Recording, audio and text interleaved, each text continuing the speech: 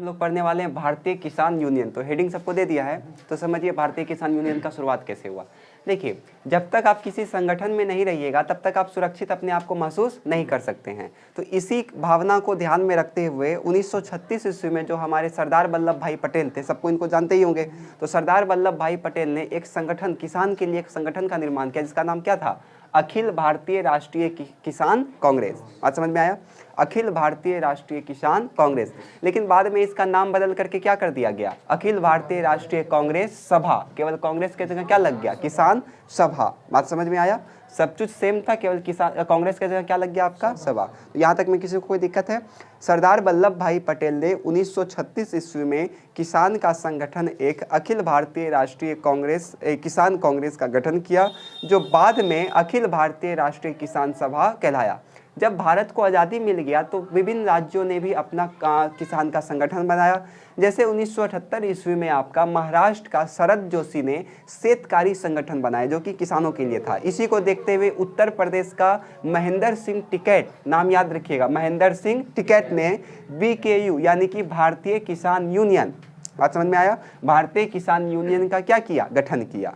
बात समझ में आया। तो किसान सभा या किसान संगठन का कैसे गठन हुआ, इसमें किसी को कोई दिक्कत है, कैसे बोलना है इसको फिर से समझिए। चलिए ऑब्जेक्टिव बताइए, भारतीय किसान सभा का गठन कब हुआ था, 1936। किसने किया था, सरदार वल्लभ भाई पटेल। यहाँ तक में किसी को कोई दिक्कत है, बोलना कैसे इसका इंट्रोडक्शन में। तो सबसे पहले आप बोलिएगा 1936 ईस्वी में सरदार वल्लभ भाई पटेल ने किसानों के लिए एक अखिल भारतीय राष्ट्रीय किसान कांग्रेस का गठन किया, जिसका बाद में नाम बदल करके अखिल भारतीय राष्ट्रीय कांग्रेस सभा कर दिया गया। जब देश को आज़ादी मिली, मतलब स्वतंत्र भारत के पश्चात और भी कई संगठन का गठन हुआ, जिसमें से कि 1978 ईस्वी में महाराष्ट्र का शरद जोशी ने कौन से संगठन का निर्माण किया, तो शेतकारी संगठन का गठन किया। उसी को देखते हुए उत्तर प्रदेश का महेंद्र सिंह टिकैत ने BKU यानी कि भारतीय किसान यूनियन का क्या किया, गठन किया। तो यहाँ तक में किसी को कोई दिक्कत है, ये रहा आपका किसान यूनियन का परिचय। अब हम लोग पढ़ेंगे उसका क्रियाकलाप को कि कब कब क्या क्या हुआ था। तो सबसे पहले आप 1988 का घटना को समझिए। 1988 में क्या हुआ था, तो उत्तर प्रदेश में एक शहर का नाम है मेरठ।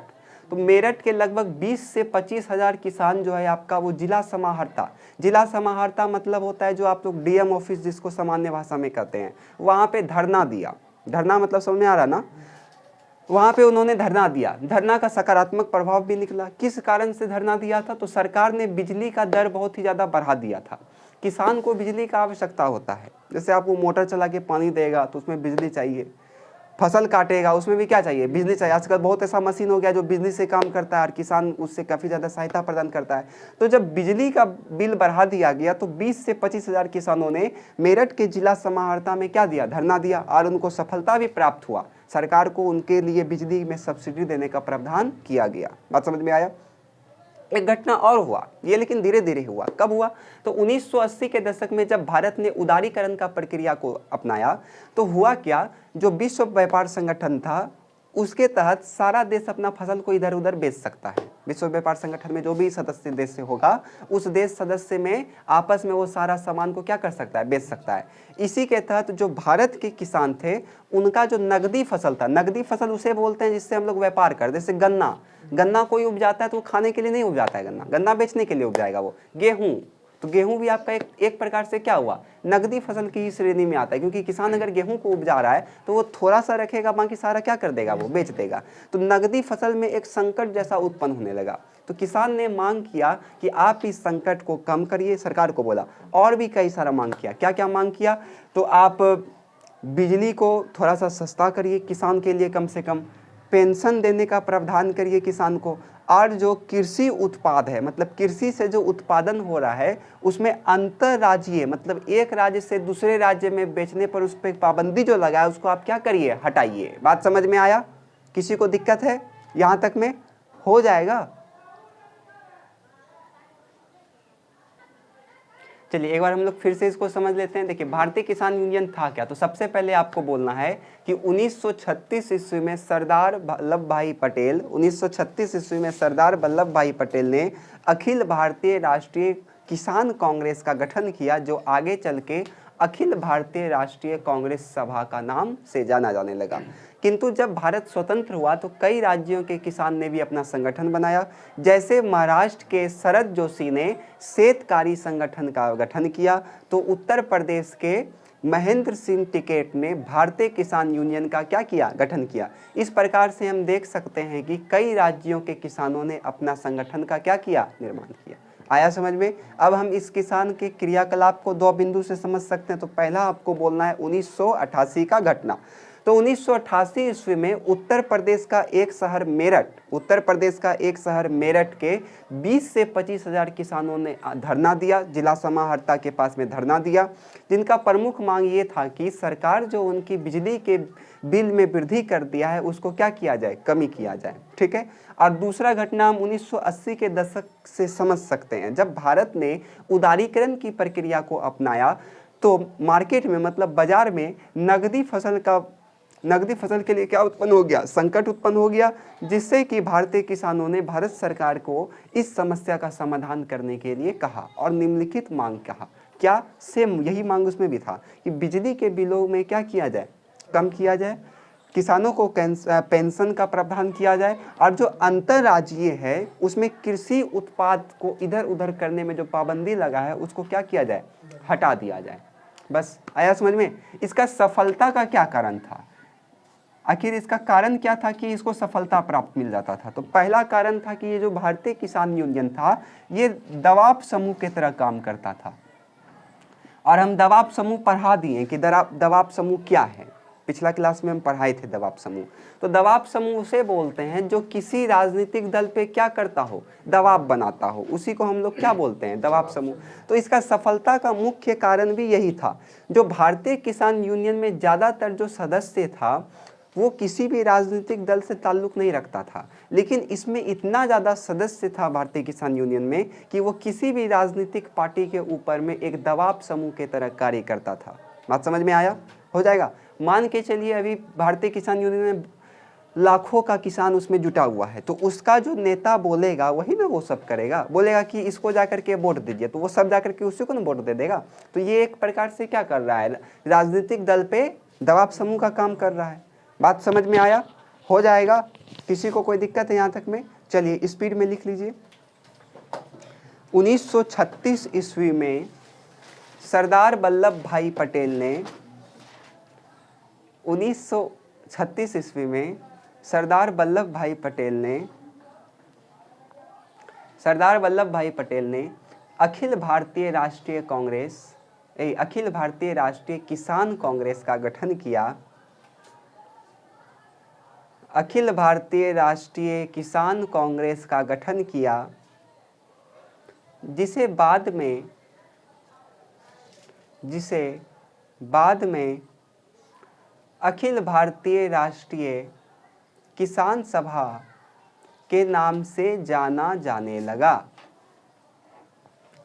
जिसे बाद में अखिल भारतीय राष्ट्रीय किसान सभा से जाना जाने लगा।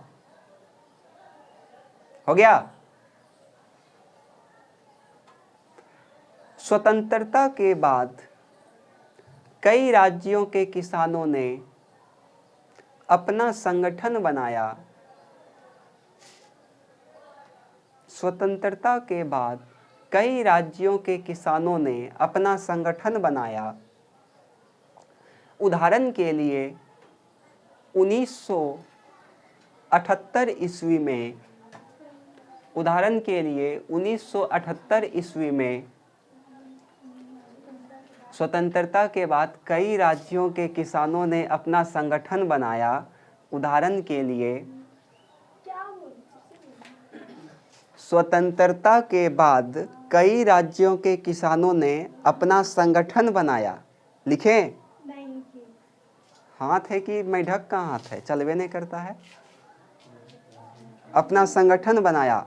उदाहरण के लिए 1978 ईस्वी में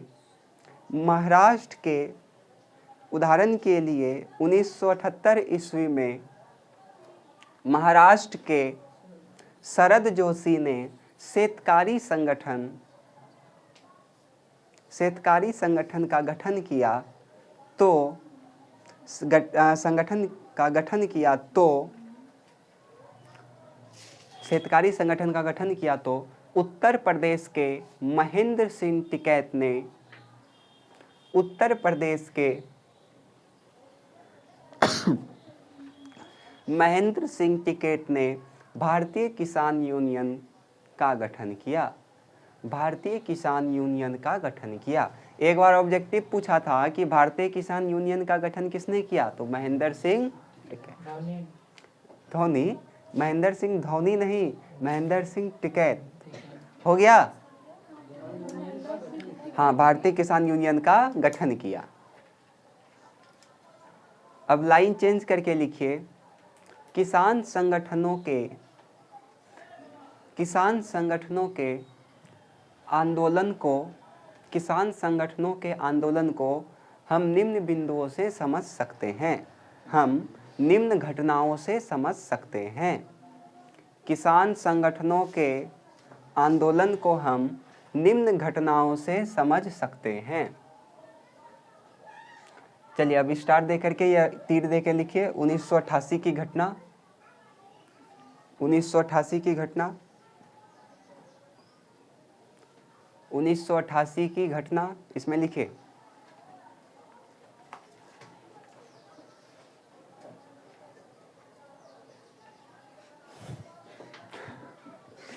उन्नीस सौ अठासी की घटना लिखिएगा। 1988 ईस्वी में 1988 ईस्वी में उत्तर प्रदेश के एक शहर मेरठ, उत्तर प्रदेश के एक शहर मेरठ, उत्तर प्रदेश के एक शहर मेरठ के लगभग 20 से 25 हजार किसानों ने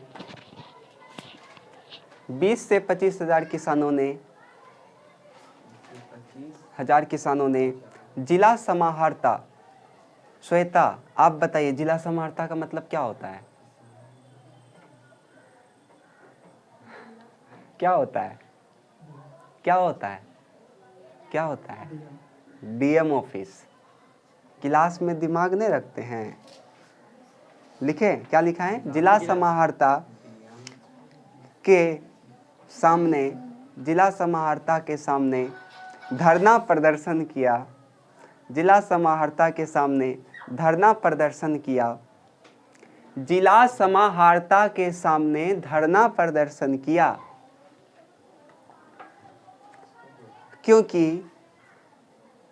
क्योंकि सरकार द्वारा बिजली के दर में वृद्धि कर दिया गया था। बिजली के दर में वृद्धि कर दिया गया था। बिजली के दर में वृद्धि कर दिया गया था। आंदोलन का सकारात्मक प्रभाव भी आया। आंदोलन का सकारात्मक प्रभाव भी आया। सरकार को किसानों का बात मानना पड़ा। सरकार को किसानों का बात मानना पड़ा। चलिए फिर लाइन चेंज करके लिखिए, किसानों का बात मानना पड़ा। लाइन चेंज करके लिखिए 1980 के दशक की घटना। 1980 की दशक की घटना। 1988 के दशक की घटना लिखवाएं। 1980 के दशक की घटना इसमें लिखिए। 1980 के दशक में 1980 के दशक में जब भारत द्वारा 1980 के दशक में जब भारत द्वारा उदारीकरण की प्रक्रिया को अपनाया गया, उदारीकरण की प्रक्रिया को अपनाया गया तो बाजार में नकदी फसल के लिए संकट उत्पन्न हुई। तो बाजार में नकदी फसल के लिए संकट उत्पन्न हुई। जिससे किसानों ने इस समस्या को दूर करने के लिए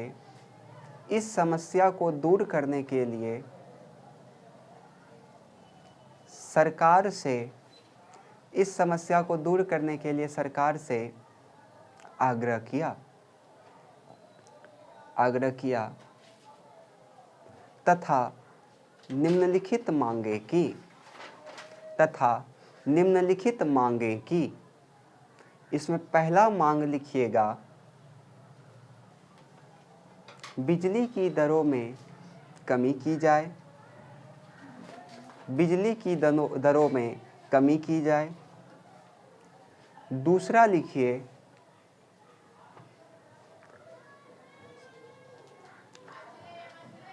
किसानों को पेंशन का व्यवस्था किया जाए।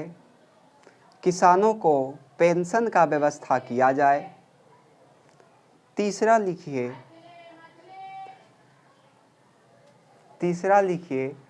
कृषि उत्पादों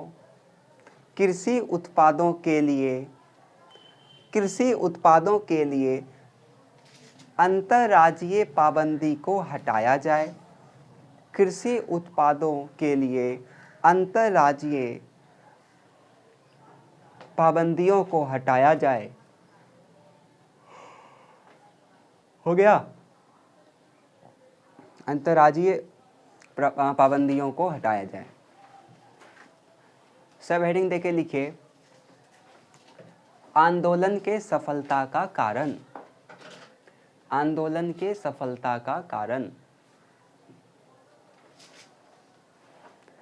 इसमें लिखिए,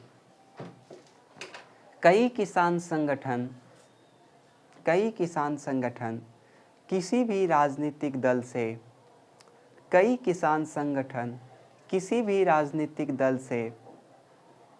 संबंध नहीं रखे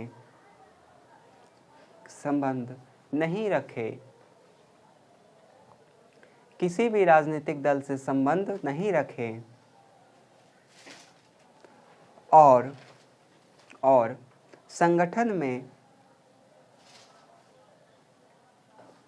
में हजारों